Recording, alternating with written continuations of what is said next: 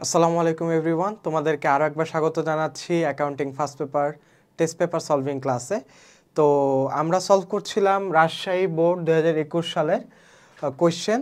তো 5 নাম্বার পর্যন্ত আমরা সলভ করেছিলাম পূর্ববর্তী ক্লাসে। আজকে আমরা 6 নাম্বার কোয়েশ্চেন থেকে সলভ করা শুরু করব।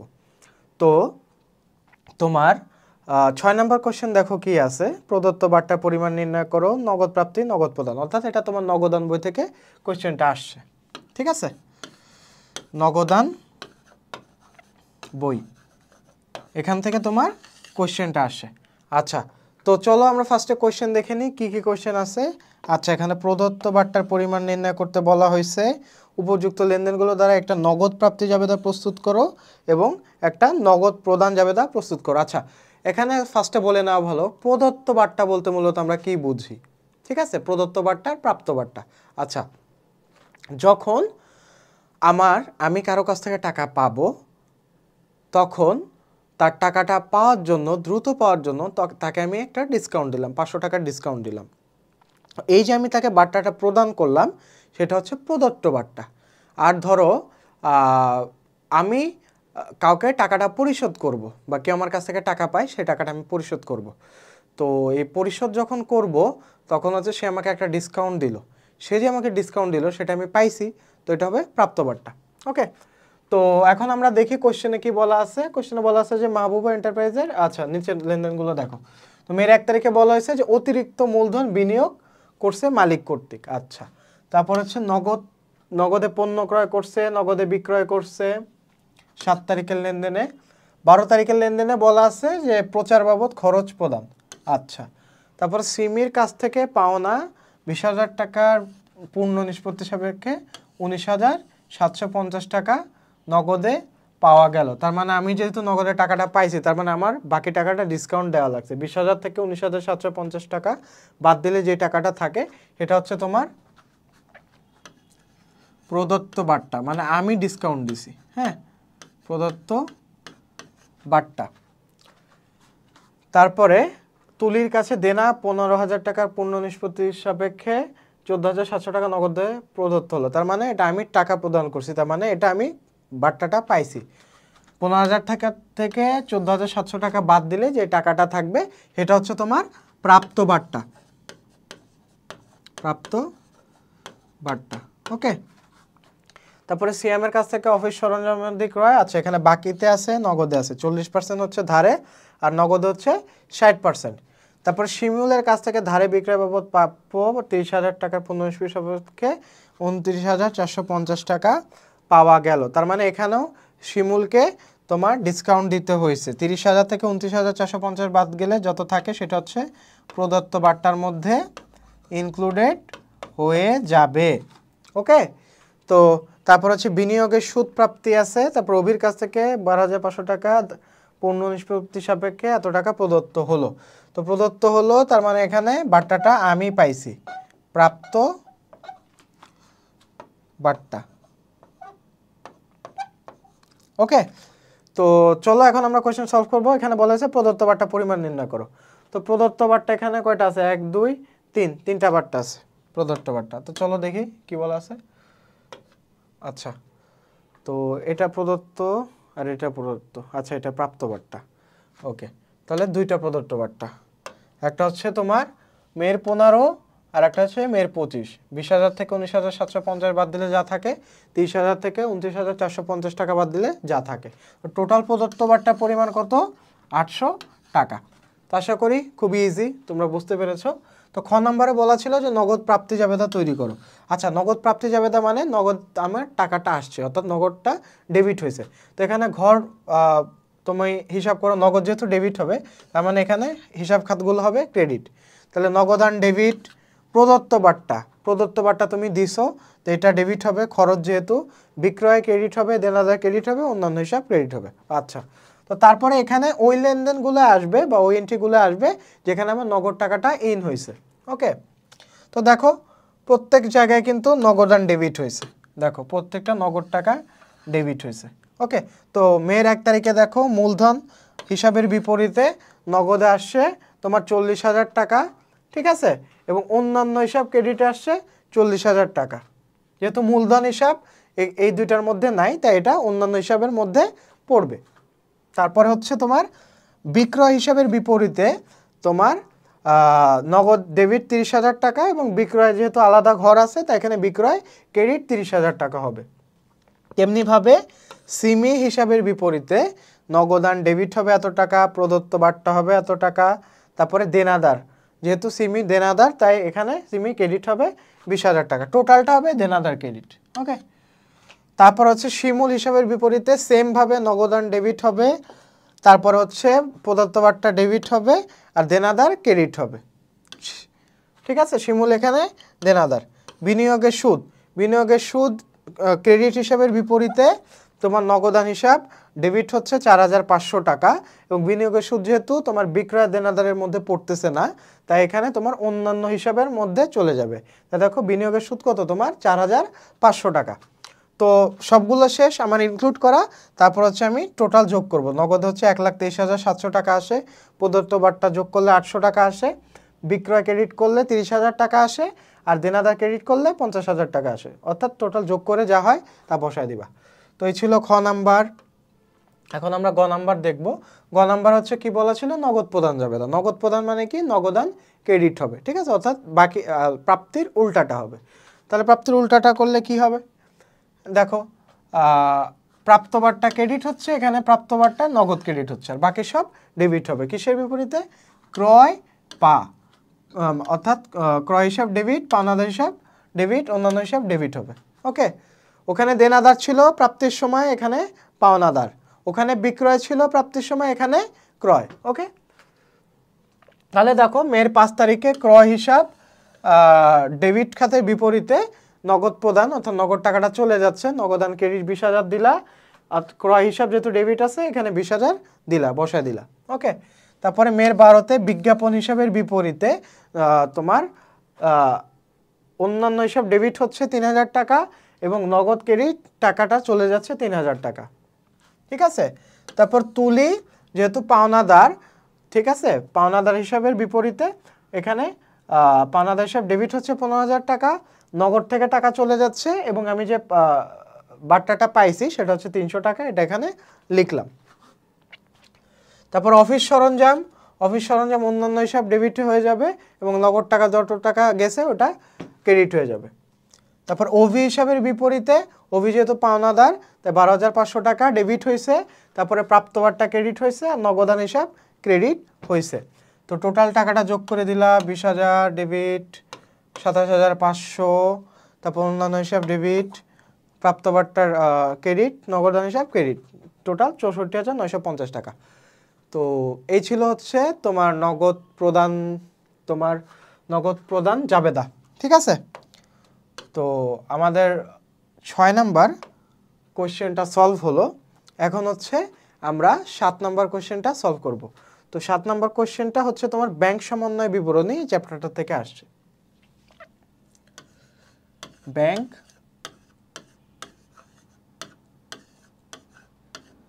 সমন্বয় বিবরণী এই চ্যাপ্টারটা থেকে আসে। আচ্ছা চলো, তো ফার্স্টে আমরা কোশ্চেনগুলো দেখে নিব যে কি বলা আছে। কোশ্চেন আছে 6 নম্বর ক্রমিকের জন্য আমানতকারীর বইতে জাবেদা দাও, অর্থাৎ জাবেদা দিতে বলছে। তারপর হচ্ছে কেবলমাত্র পাস বইতে লিপিবদ্ধ হয়েছে এমন টাকার পরিমাণ নির্ণয় করো। ঠিক আছে, পাস বই মানে কি, তোমার ব্যাংকের বই। উপযুক্ত তথ্যের আলোকে প্রচলিত পদ্ধতিতে একটি ব্যাংক সমন্বয় বিবরণী প্রস্তুত করো। আচ্ছা ঠিক আছে, তো চলো আমরা, আচ্ছা এখন হচ্ছে একটু কোশ্চেনে যাই। কোশ্চেনে 1 তারিখে বলা আছে নগদান বই অনুযায়ী ব্যাংক জমার উদ্ধৃত। এই জিনিসটা খেয়াল রাখবা, কোন বই অনুযায়ী উদ্ধৃত দেওয়া আছে। নগদান বই অনুযায়ী দেওয়া আছে, তার মানে তোমার নগদান বই ফলো করতে হবে। নগদান বই দেখে দেখে, মানে নগদান বই তুমি ঠিক করবা। নগদান বই অনুযায়ী ব্যাংক জমার উদ্ধৃত যেহেতু দেওয়া আছে তাই তোমার এখানে অ্যান্সার হবে ব্যাংক জমা অনুযায়ী ব্যাংক জমার উদ্ধৃত। ওকে, তাহলে তোমার উদ্ধৃত দেওয়া আছে ব্যাংক কর্তৃক পরিশোধিত প্রদেয় নোট নগদান বইতে লেখা হয়নি। আচ্ছা, তারপরে ব্যাংকে জমাকৃত 2,850 টাকার একটি চেক এখনো ব্যাংক কর্তৃক আদায় হয়নি। তারপরে একজন খরিদ্দার কর্তৃক সরাসরি ব্যাংকে জমা দিছে যেটা নগদান বইতে লেখা হয়নি। প্রদেয় হিসাব বরাবর ইস্যুকৃত 7,000 টাকার 2টা চেক, এখানে দেখো কয়টা চেক আছে, 2টা চেক। ব্যাংকে প্রেরণ করা হয়েছে, যার মধ্যে 1250 টাকার চেকটি ব্যাংকে উপস্থাপিত হয়নি। আচ্ছা, ব্যাংক সুদ 250 টাকা, ব্যাংক চার্জ 240 টাকা, নগদান বইতে লেখা হয়নি।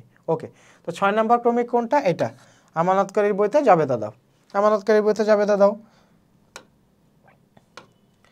আচ্ছা, তো আমরা জানি ব্যাংক সুদ থাকলে কি হয়, ব্যাংক হিসাব বৃদ্ধি পায়, অর্থাৎ ব্যাংক সুদ মঞ্জুর করলে তোমার ব্যাংক সুদটা কি, ধরো তোমার একটা অ্যাকাউন্ট আছে কারেন্ট অ্যাকাউন্ট, ওখানে তোমার যে ইন্টারেস্টটা দেয় ব্যাংক থেকে, ওটা তোমার ব্যাংক হিসাব ডেবিট করে না, অর্থাৎ ব্যাংক ব্যালেন্স বৃদ্ধি করে না, তাই ব্যাংক হিসাব ডেবিট হবে আর ব্যাংক সুদ হিসাব ক্রেডিট হবে। ওকে, আর তেমনিভাবে ব্যাংক চার্জ যেহেতু একটা ব্যয় এবং ব্যাংক থেকে টাকাটা তোমার চলে যায়, ধরো তোমার অ্যাকাউন্টিং মেনটেনেন্সের জন্য ডেবিট কার্ড ক্রেডিট কার্ডের জন্য একটা চার্জ ব্যাংক থেকে কেটে নেয়, তো ব্যাংক চার্জ যখন কেটে নেয় তাই এটা ব্যয় বৃদ্ধি পায়, এর জন্য ব্যাংক চার্জ হিসাব ডেবিট এবং ব্যাংক হিসাব ক্রেডিট। ওকে, তো এই ছিল মোটামুটি তোমার সাধারণ জাবেদা। এখন হচ্ছে বলা হয়েছে খ নাম্বারে যে পাস বইতে লিপিবদ্ধ হয়েছে এমন টাকার মোট পরিমাণ নির্ণয় করা হলো।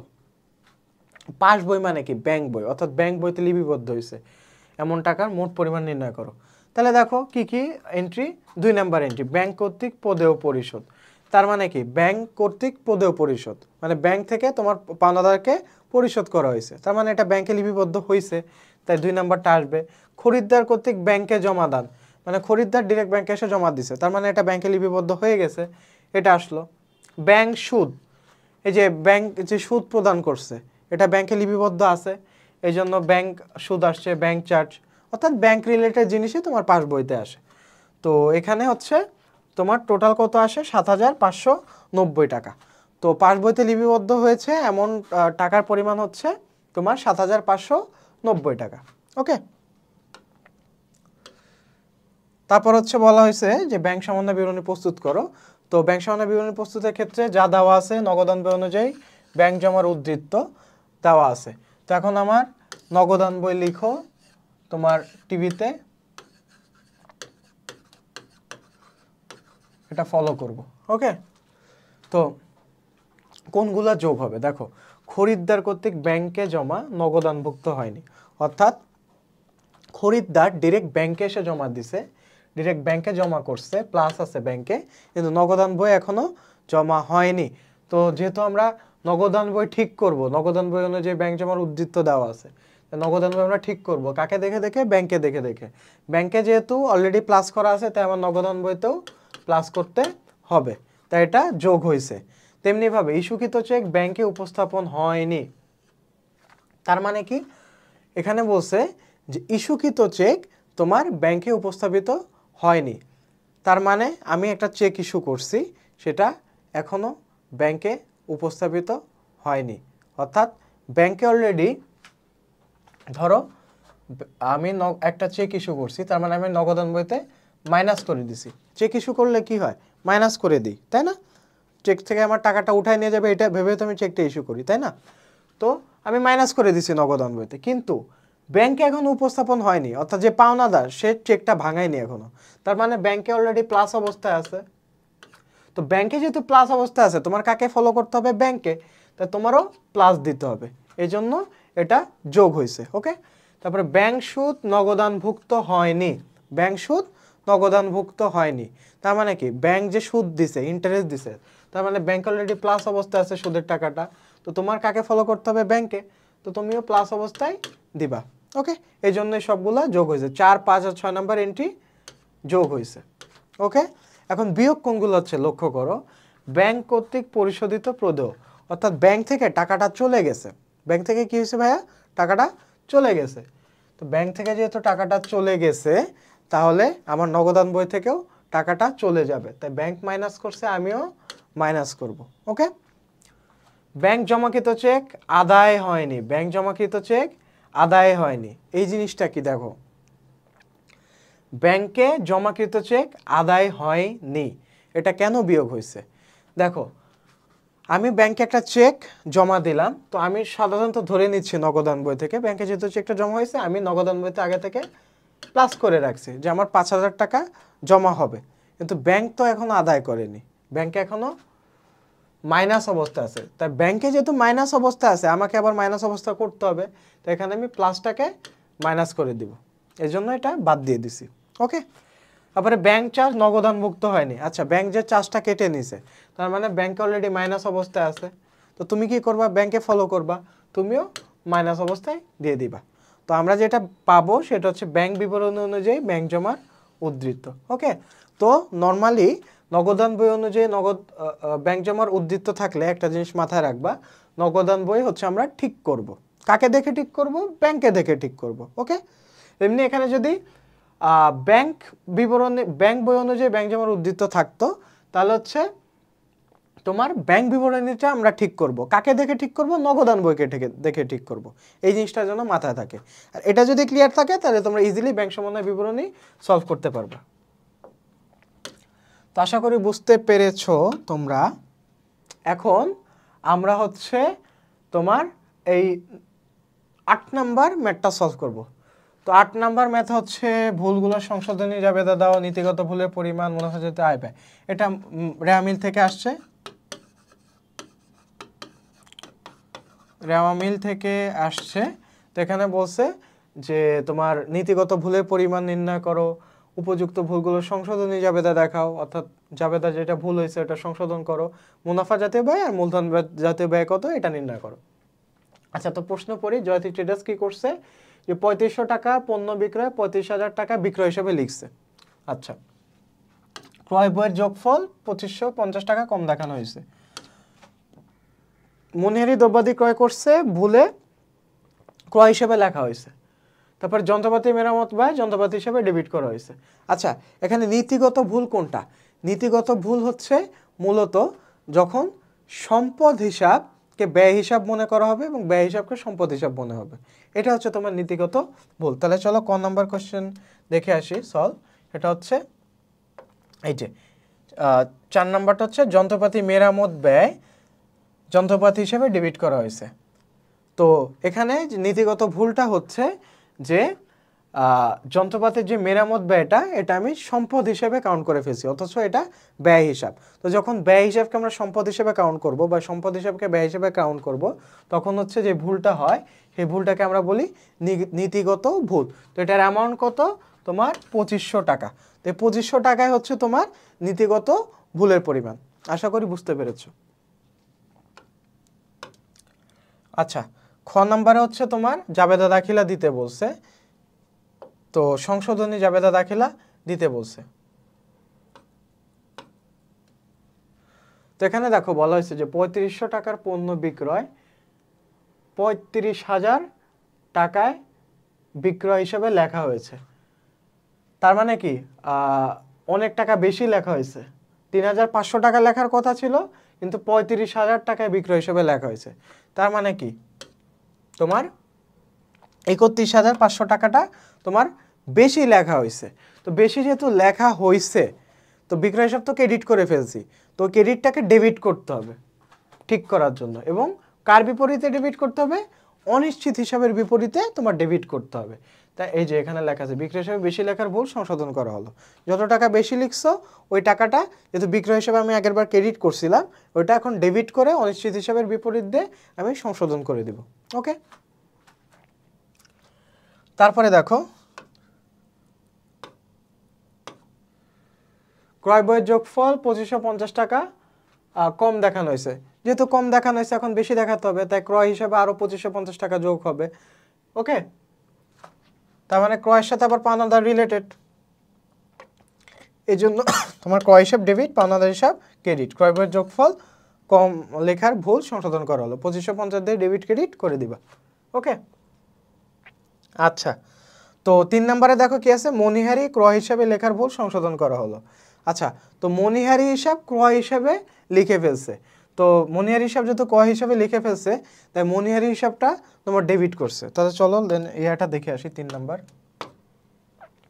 মনিহারি দ্রব্যাদি ক্রয় ভুলবশত ক্রয় হিসাবে লিপিবদ্ধ করা হয়েছে। যেহেতু ভুলবশত ক্রয় হিসাবে লিপিবদ্ধ করা হয়েছে, অর্থাৎ ক্রয়কে ডেবিট করা হয়েছে, তাই ক্রয়কে আগে ক্রেডিট করতে হবে। তার মনিহারি দ্রব্যাদি কয়টা 1,500 টাকা ডেবিট করতে হবে। নর্মালি যেটা করি মনিহারি হিসাব ডেবিট, আর যেটা ভুলবশত করা হয়েছে এটা ক্রেডিট করে সমান করে দিলাম। তারপরে 4 নম্বর ওই যে মেরামত হিসাব, এটা যন্ত্রপাতি হিসাবে ভুলবশত লেখা হয়েছে। তো ভুলবশত যেটা লেখা হয়েছে ওটা আগে ঠিক করো। যন্ত্রপাতি হিসাব ডেবিট দিছিলা 2500 টাকার, যন্ত্রপাতি হিসাব আগে ক্রেডিট দাও 2500, তারপরে যেটা ঠিক সেটা উপরে লেখো। মেরামত হিসাব ডেবিট 2500 টাকা, ঠিক আছে। তো ডেবিট ক্রেডিট যোগ করলে 38,000 50,000 টাকা 50 টাকা আসতেছে। তো এটাই হচ্ছে মূলত জাবেদা দাখিলা। আর গ নাম্বারে বলা হয়েছে যে মুনাফা জাতীয় ব্যয় এবং মূলধন জাতীয় ব্যয় নির্ণয় করো। তো মুনাফা জাতীয় ব্যয় ও মুনাফা জাতীয় আয় কত টাকা কম বা বেশি দেখানো হয়েছে তার পরিমাণ। আচ্ছা, তো মুনাফা জাতীয় ব্যয় কত কম বা বেশি দেখানো হয়েছে এটা কিভাবে নির্ণয় করব? জাস্ট ব্যয় রিলেটেড কতটুকু তারতম্য হচ্ছে এটা দেখব। যেমন এখানে 2 নাম্বার এন্ট্রিটা ছিল যে ক্রয় বইয়ের যোগফল কম দেখানো হয়েছে, ঠিক আছে। ক্রয় বইয়ের যোগফল যেহেতু কম দেখানো হয়েছে তাই এটা আমরা ইনক্লুড করব, যোগ হবে। তারপরে মণিহারি ক্রয় করছি, এটাও যোগ হবে। তারপরে বাদ কোনটা যাব? মণিহারি ক্রয়কে ক্রয় হিসাবে লেখা হয়েছে, এটা আমরা বাদ দিব 1500 টাকা। ওকে, তো 1500 টাকা বাদ দিব। তারপরে 4 নাম্বার যন্ত্রপাতির মেরামত যন্ত্রপাতি হিসেবে দেখানো হয়েছে, অর্থাৎ মুনাফা জাতীয় ব্যয় কম দেখানো হয়েছে, এটাও ইনক্লুড করব। ইনক্লুড করার পর টোটাল যেটা আসতেছে ওইটাই হচ্ছে তোমার মুনাফা জাতীয় ব্যয়। এটা অ্যাকচুয়ালি তোমার এই যে প্রিভিয়াসলি জাবেদাগুলো লিখছো না, এই জাবেদাগুলোর ডেবিট সাইডে যেগুলো আছে ওগুলো তো তোমার ব্যয় হলে তো তোমার ডেবিট হয়, তাই না? তো এখানে দেখো এই যে তোমার ক্রয়, মণিহারি হিসাব, মেরামত হিসাব, এই যে ক্রয়, মণিহারি, মেরামত, এই তিনটায় আসছে। ওকে, তারপরে মুনাফা জাতীয় আয়। মুনাফা জাতীয় আয়ের মধ্যে একটা এন্ট্রি আছে, 1 নাম্বার পণ্য বিক্রয় বেশি মূল্যে লিপিবদ্ধ হয়, মুনাফা জাতীয় আয় বেশি দেখানো হয়েছে। 35,000 টাকা থেকে 3,500 টাকা বাদ যাবে, অর্থাৎ 1 নাম্বারে এই যে 35,000 থেকে 3,500 টাকা বাদ দিয়ে বিক্রয় হিসেবে লেখা হয়েছে। তো বাকিটা তোমার মুনাফা জাতীয় আয় হবে। তো টোটাল কত থাকতেছে? 31,500 টাকা। তো এটা হচ্ছে তোমার মুনাফা জাতীয় আয়। তা আশা করি বুঝতে পেরেছো তোমরা। তো এখন হচ্ছে আমরা খুবই ইজি একটা অঙ্ক এবং তোমাদের সবারই খুব প্রিয় চ্যাপ্টার, সেটা হচ্ছে রেওয়া মিল। এই চ্যাপ্টারটা সলভ করব।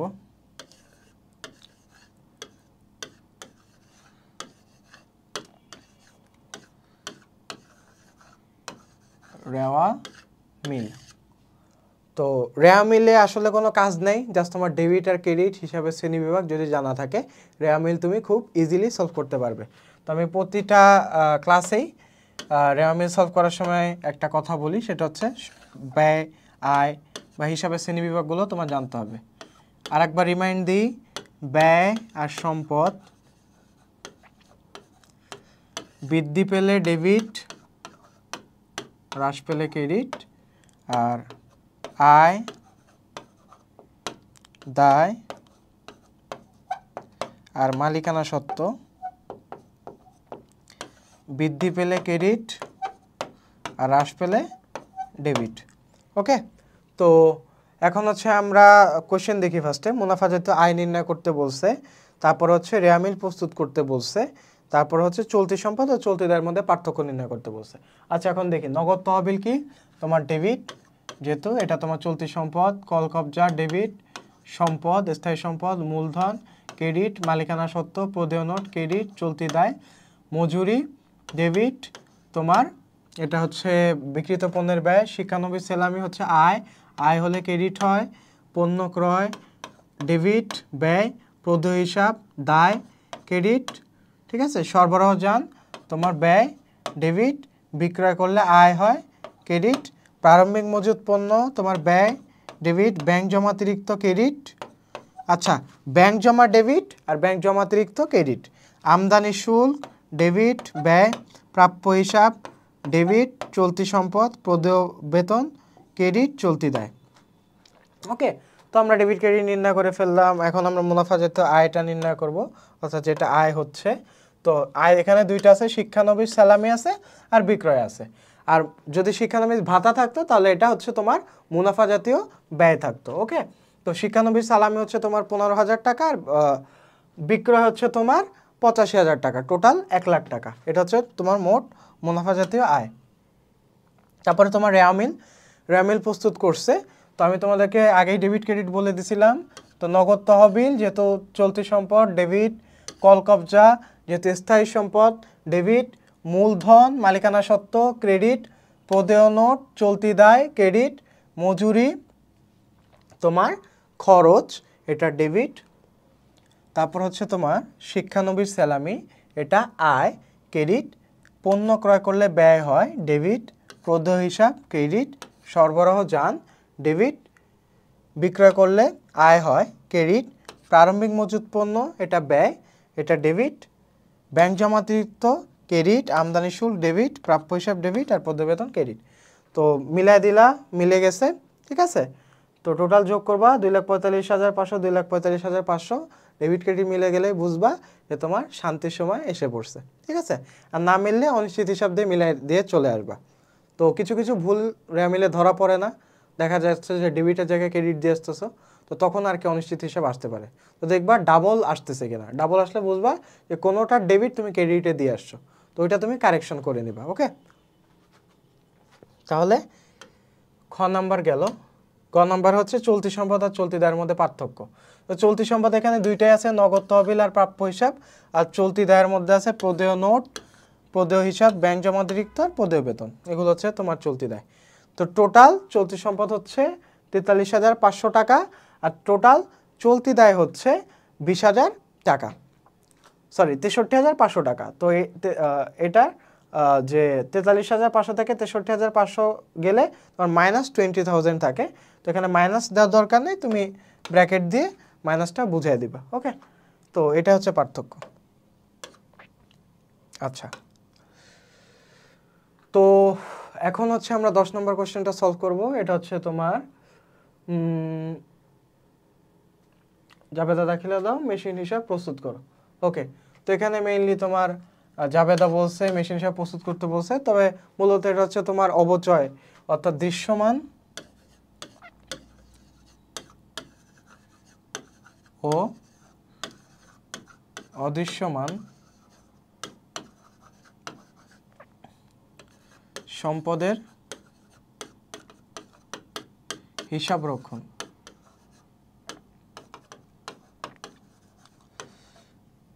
এই চ্যাপ্টারটা থেকে আসে তোমার ম্যাথটা।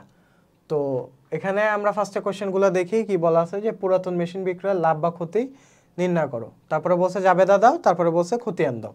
ওকে, খতিয়ানে তোমরা চলমান যে ছকটা ইউজ করবা। তো চলো কোশ্চেনটা পড়ি, যে 2018 সালের 1 জানুয়ারি তারিখে বন্ধু ভান্ডার 86,000 টাকা একটি ওজন মেশিন ক্রয় করে। তারপরে সেটা পরিবহন ব্যয় কত ছিল, 3,000 টাকা। তারপরে 1,000 টাকা ছিল সংস্থাপন ব্যয়। এগুলো কিন্তু তোমার অর্জন মূল্য, ঠিক আছে। তোমার মেশিন কেনা থেকে শুরু করে মেশিনটা তুমি তোমার প্রতিষ্ঠানে আনা পর্যন্ত যে ব্যয়টা হবে সেটা হচ্ছে অর্জন মূল্য। তারপর আয়ুষ্কাল দেওয়া আছে, ভগ্নাবশেষ মূল্য দেওয়া আছে। তারপরে ক্রয়ের উদ্দেশ্যে 1 জুলাই, এই যে দেখো এখানে তারিখগুলো খেয়াল করবো, 1 জুলাই অর্থাৎ জানুয়ারি থেকে জুলাই 18 সালের ক্রয়কৃত মেশিনটি 68,000 টাকায় বিক্রয় করা হয়, ঠিক আছে। অর্থাৎ 6 মাস পর প্রতি বছর 31শে ডিসেম্বর তারিখে বন্ধ করা হয় এবং সরল লেখিক পদ্ধতিতে অবচয় ধার্য করা হয়। আচ্ছা, তো এখন আমরা সলভে যাব। এখানে বলছে পুরাতন মেশিন বিক্রয়ের লাভ বা ক্ষতি নির্ণয় করে। তো পুরাতন মেশিন বিক্রয়ের লাভ বা ক্ষতি কীভাবে আমরা নির্ণয় করব? প্রথমে যে মেশিন আমরা বিক্রয় করছি মেশিন বিক্রয়টা দিব, তারপরে মেশিনের যে পুস্তক মূল্য আছে মানে বই মূল্য, সেই বই মূল্যটা আমরা বাদ দিব, ঠিক আছে। মেশিন বিক্রয় কত টাকায় করছি আমরা? মেশিন বিক্রয় করছি 1 জুলাই তারিখে 68,000 টাকায়। ওকে, তারপরে মেশিনের পুস্তক মূল্য কত ছিল? মেশিন ক্রয় করছিলাম 86,000 টাকা দিয়ে, এর মধ্যে পরিবহন ব্যয় আর সংস্থাপন ব্যয় ইনক্লুডেড আছে, টোটাল 90,000 টাকা মোট অর্জন মূল্য। তো অর্জন মূল্য থেকে তোমার পঞ্জীবিত অবচয় বাদ যাবে। তো তোমার পঞ্জীবিত অবচয় কীভাবে নির্ণয় করছে? তোমার এই যে অর্জন মূল্য 90,000, এটা থেকে ভগ্নাবশেষ মূল্য বাদ যাবে, বাদ দিয়ে এটা 10 দিয়ে ভাগ করছে, যেটা থাকবে সেটা হচ্ছে তোমার বার্ষিক অবচয়। তো এই বার্ষিক অবচয়টা হচ্ছে তোমার 8,100 টাকা। এই 8,100 টাকারে তুমি 2.5 টাকা দিয়ে গুণ দিলে যেটা হবে সেটা হচ্ছে তোমার পঞ্জীবিত অবচয়, সেটা হচ্ছে 20,250 টাকা। ওকে,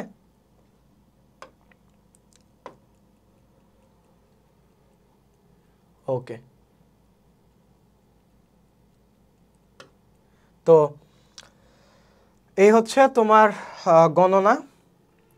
ওকে, তো তোমার বিক্রয়জনিত ক্ষতি কত? ১৭৫০ টাকা আসছে।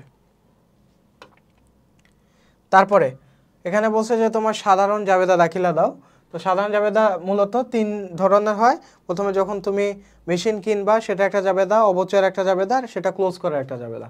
জুলাই ১ তারিখে দেখো অবচয় খরচ, পুঞ্জীভূত অবচয় ক্রেডিট ৪০৫০ ৪০৫০ আসলো। তারপরে আবার জুলাই ১ তারিখে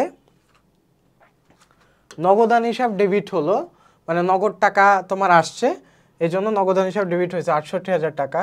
পুঞ্জীভূত অবচয় হিসাব ক থেকে যে টাকাটা পাইছি সেটা এখানে ইনক্লুডেড হবে, এবং বিক্রয়জনিত যে ক্ষতি আছে সেটাও তোমার ডেবিট হবে ১৭৫০ টাকা। এবং টোটাল ক্রেডিট কত হবে? মেশিন হিসাব। মেশিন হিসাব কত তোমার? ৯০,০০০ টাকা। ওকে, তারপরে এটা ক্লোজ করে দিবা, ক্লোজ করে সেম অ্যামাউন্টে তুমি ক্লোজ করে দিবা। ওকে, তো তুমি ক্লোজ করে দাও। আয় সারাংশর বিপরীতে বিক্রয়জনিত ক্ষতি কত টাকা হয়েছে, এই ক্ষতির টাকাটা দাও। তারপরে হচ্ছে অবচয় খরচ কত হয়েছে, অবচয় খরচের টাকাটা দাও। যে টোটাল টাকাটা আসে এটাই হচ্ছে তোমার আয় সারাংশ দিয়ে তুমি ক্লোজ করে দিবা। ওকে, তো এটাই হচ্ছে তোমার সাধারণ জাবেদা। তারপর হচ্ছে আমরা তোমার চলমান জেট ছক প্রস্তুত করব। চলমান জেট ছকে এখানে বলছে মেশিন হিসাব প্রস্তুত করতে। তো জানুয়ারির ১ তারিখে হচ্ছে মেশিন হিসাব ডেবিট হয়েছে নগদান হিসাবের বিপরীতে, তো এটা গেল।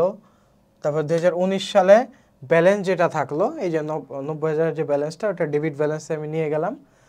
তারপরে ২০২০ সালে ব্যালেন্স নিলাম, ২০১৯ সালেরটা ২০ সালের আগে ব্যালেন্স নিয়ে নিলাম। তারপরে ১ তারিখে যে নগদান হিসাবের বিপরীতে মেশিন হিসাব ক্রেডিট হয়েছে, মেশিন হিসাব ক্রেডিট হয়েছে ৯০ থেকে ৬৮ বাদ দিলে কত থাকে? ২২,০০০ টাকা। তারপরে পুঞ্জীভূত অবচয় হিসাবের বিপরীতে মেশিন হিসাব ক্রেডিট হয়েছে, কত থাকে? ২২ থেকে ২০,২৫০ গেলে ১৭৫০ টাকা। তারপর বিক্রয়জনিত ক্ষতির বিপরীতে মেশিন হিসাব ক্রেডিট হয়েছে, এটা ১৭৫০ থেকে ১৭৫০ থাকলে ব্যালেন্স, ডেবিট ব্যালেন্স 0 থাকে। ওকে, তো এটা ছিল হচ্ছে তোমার অবচয় হিসাবের তোমার এই কোশ্চেনের সলভ। এখন হচ্ছে আমরা লাস্ট কোশ্চেন সলভ করব। এটাও তোমার সেম চ্যাপ্টার থেকে আসছে, সেটা হচ্ছে দৃশ্যমান ও অদৃশ্যমান সম্পদের হিসাব রক্ষণ। হিসাব রক্ষণ। আচ্ছা, তো এখানে আগে আমরা কোশ্চেন পড়ে নিই। বলা আছে যে ৩ বছরের অবচয় সারণী তৈরি করো, তারপরে বলা আছে জাবেদা দাও, তারপর হচ্ছে তোমার খতিয়ান, নর্মালি যেটা আসে ওই কোশ্চেনে আসছে। তো এখানে দেখো, এখানে বলা আছে যে 20% হারে ক্রমহ্রাসমান যে পদ্ধতিতে অবচয় ধার্য করা হয়। তারপরে বলছে যে ক্রয় করে ১,৮০,০০০ টাকা, তারপরে ব্যয় হয় ২০,০০০ টাকা। ওকে, তারপরে অবচয় প্রথম ৩ বছরই নির্ণয় করতে বলছে, তারপর জাবেদা দিতে বলছে, তারপর খতিয়ান প্রস্তুত করতে বলছে। আচ্ছা চলো প্রস্তুত করি। তো প্রারম্ভিক মূল্য কত ছিল ২০১৭ সালে? ২ লাখ টাকা। ঠিক আছে, অবচয়ের হার ক্রমহ্রাসমান যে পদ্ধতিতে দেওয়াই আছে 20%। ও দিলা, বার্ষিক অবচয় বের হলো, পুঞ্জীভূত অবচয় বের হলো, সমাপনী মূল্য বের হলো। ২ লাখ থেকে তোমার ৪০,০০০ বাদ দিলে কত থাকে? ১,৬০,০০০ টাকা। তো ক্রমহ্রাসমান যে পদ্ধতিতে যেটা হয়, সমাপনী মূল্যটা আবার পরের বছরের প্রারম্ভিক মূল্য হয়ে যায়। এই ১,৬০,০০০ আবার প্রারম্ভিক মূল্যে চলে আসছে। তো এটার 20% ৩২,০০০, ৪০-এর সাথে ৩২ যোগ পুঞ্জীভূত অবচয় হচ্ছে টোটাল ৭২,০০০। ঠিক আছে, তাহলে তোমার ১,৬০,০০০ থেকে তুমি যদি ৩২ বাদ দাও তাহলে হচ্ছে ১,৩৮,০০০ টাকা থাকে, ২৮,০০০ টাকা থাকে। তো এটা আবার পরবর্তী বছরে প্রারম্ভিক মূল্যে নিয়ে যাও, 20% করো, অবচয় বের করো, পুঞ্জীভূত অবচয় যোগ করো, সমাপনী মূল্য বাদ দিয়ে দাও। তো এই হচ্ছে তোমার প্রথম ৩ বছরের তুমি অবচয় নির্ণয় করলা ক্রমহ্রাসমান যে পদ্ধতিতে। তো এরপর হচ্ছে তোমার জাবেদা দাখিলা দিতে বলা হয়েছে।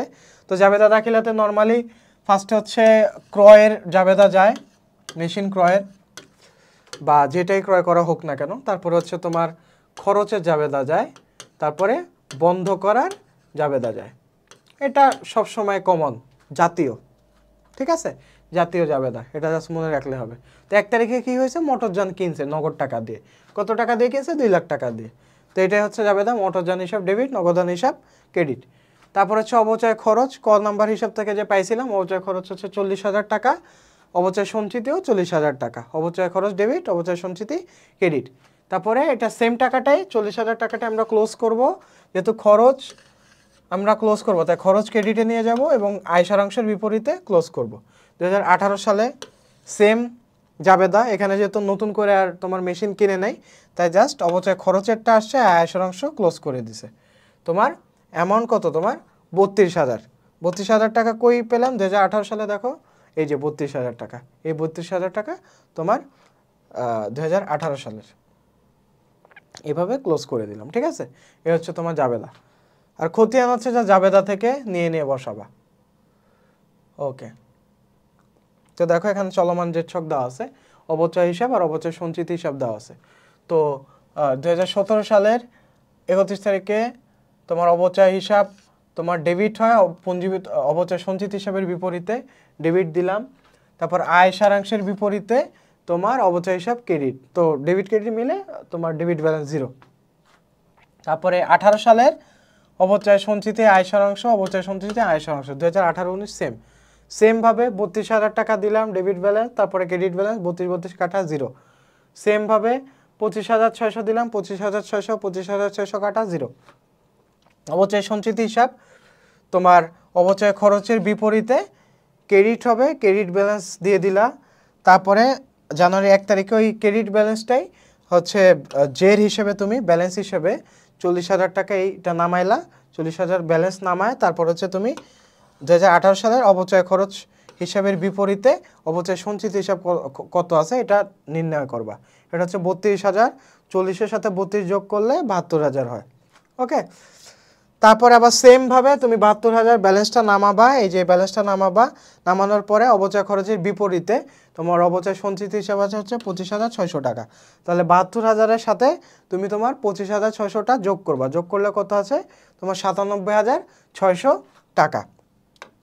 তো এই হচ্ছে মোটামুটি তোমার রাজশাহী বোর্ডের সলভ। তো আশা করি তোমরা ম্যাথ ঠিকঠাক মতো বুঝতে পেরেছো, বেশি বেশি করে প্র্যাকটিস করো, আশা করি ইনশাল্লাহ তোমরা এক্সামে ভালো কিছু করবে। আসসালামু আলাইকুম।